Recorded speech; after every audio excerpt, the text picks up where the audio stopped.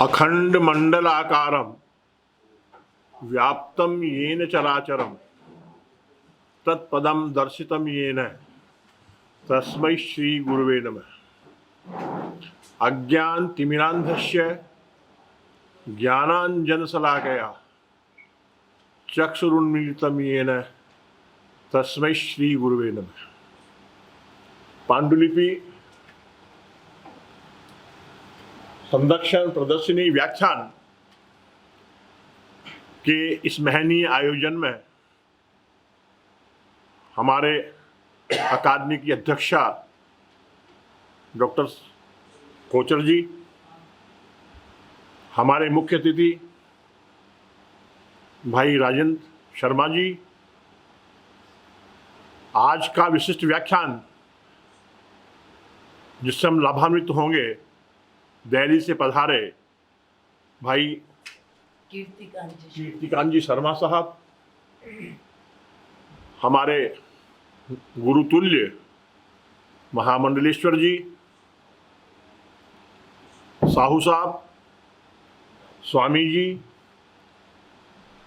और इस कार्य की निरंतर प्रगति में जो न दिन देखते हैं न रात देखते हैं, समन्वयक, संयोजक सुरेंद्र जी, स्वामी जी, इस अवसर पर जो भी इस कार्य में रुचि रखने वाले हैं, उपस्थित छात्रगण, क्योंकि अभी फिल्म का काम होता है तो बहुत ये हॉल भर जाता है और भी हमको कुर्सियों की जरूरत पड़ती है, मगर जहाँ विद्वत्ता का सवाल आता है, जहाँ ज्ञान का सवाल आता है, तो ज्ञान प्राप्त करने के लिए कुछ कम ही लोग आया करते हैं, किंतु जो मन से आते हैं ज्ञान प्राप्त करने के लिए, ऐसे उपस्थित छात्रवृंदों का मैं अपने हृदय के अंतस्थल से अकादमी की तरफ से बहुत हार्दिक स्वागत करता हूँ, अभिनंदन करता हूँ, नमन करता हूँ। मित्रों, पांडुलिपि का कार्य हमारे देश में वेद काल से ही चला रहा है। मैं समझता हूं कि इसका लेखन और संपादन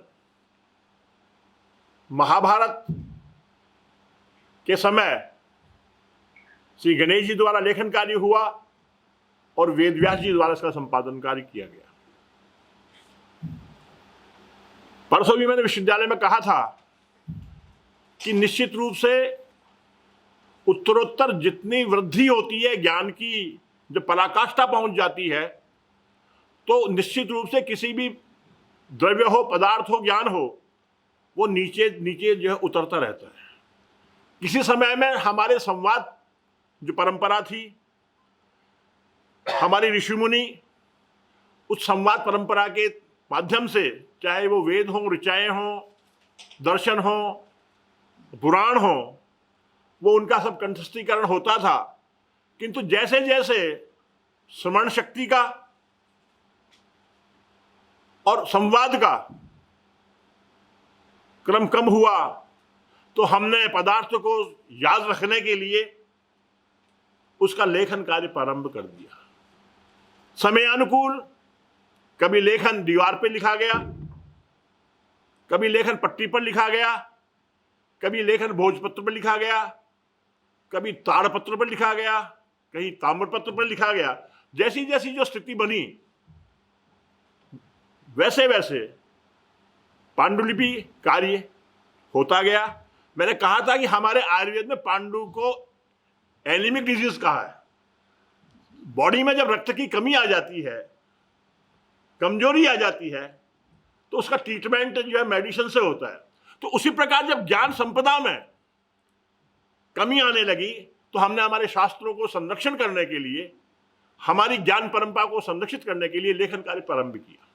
परम सौभाग्य का विषय है, राजस्थान उस ज्ञान परंपरा को संरक्षित रखने में, संवर्धित करने में पूरे देश में जिस प्रकार संस्कृत के क्षेत्र में अग्रणी रहा है, उसी प्रकार पांडुलिपि संरक्षण के क्षेत्र में भी अग्रणी है।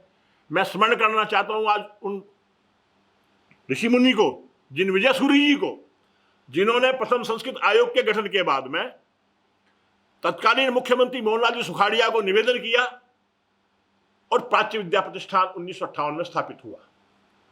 मैं समझता हूं देश की अर्धाधिक संपदा पांडुलिपि की आपके राजस्थान के विभिन्न जिलों में विभिन्न स्थानों पर प्राप्त है।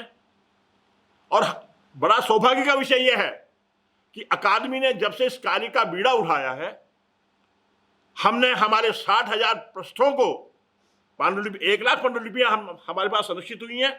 60,000 पृष्ठ हैं, हमने वो संरक्षित किए हैं, उनका संवर्धन किया है और 7,000 पांडुलिपियों का हमने सूचीबद्धकरण किया है। मैं समझता हूं आप लोगों का मार्गदर्शन, आशीर्वाद, सहयोग हमको मिलता रहेगा तो हम निरंतर रूप से अकादमी अध्यक्ष, मैं और सुरेंद्र जी और हमारे साथीगण इस कार्य को निरंतर आगे ऊंचाइयों पर लेके जाएंगे।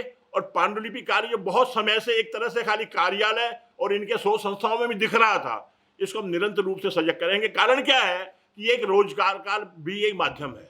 आज रोजगार की बहुत आवश्यकता है। पांडुलिपि के कार्य का अगर आप अच्छी तरह से समझते हैं, उसमें निपुण होते हैं, तो निश्चित रूप से आपको रोजगार भी प्राप्त होता है। मैं अपनी बात को यहीं विराम देते हुए आप सभी का एक बार पुनः स्वागत करता हूं, अभिनंदन करता हूं, नमन करता हूं। जय तु भारतम, जय तु संस्कृतम।